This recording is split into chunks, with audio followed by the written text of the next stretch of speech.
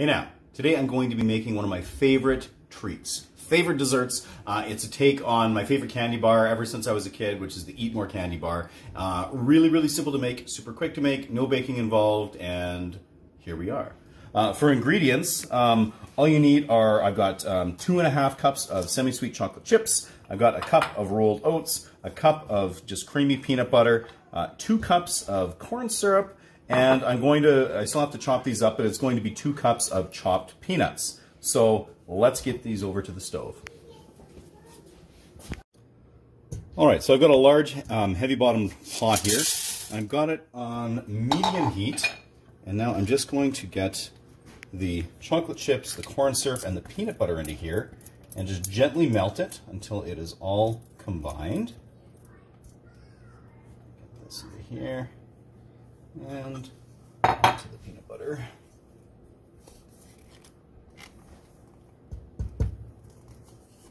Just like so. And once these chips start to melt, everything will combine nicely. So we'll come back in a sec.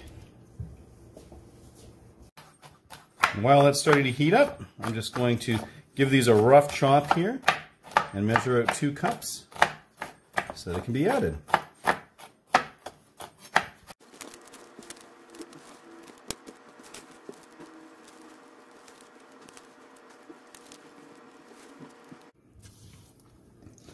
So this took probably just over a minute to get this in the right condition. Meanwhile, I've got my salted peanuts here that are all nicely chopped up, and my quick oats there.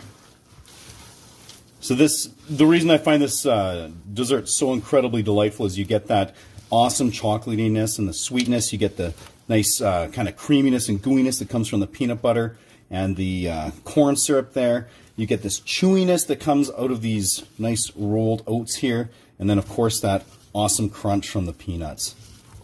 And you can see we're just mixing to combine, and there we are. Super quick. I'm just gonna prep my pan and we're good to go.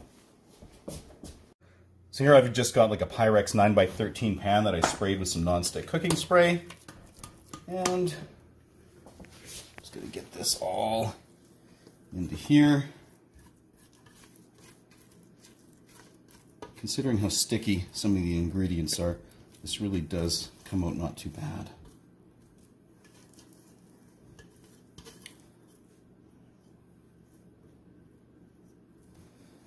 Of course, I'm going to leave just a little bit in that bowl so I can snack on it while this stuff cools down.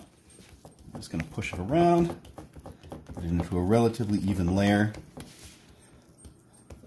Then I'm going to cover it up with some plastic wrap and pop it in the fridge for at least an hour just to cool down and set. And then it's good to go. All right, well, we let that actually go overnight in the fridge because it was a little late last night. But I've got a couple of people here who are very much interested in seeing what this is like. So you're going to have to let go of my arm for a second, kiddo.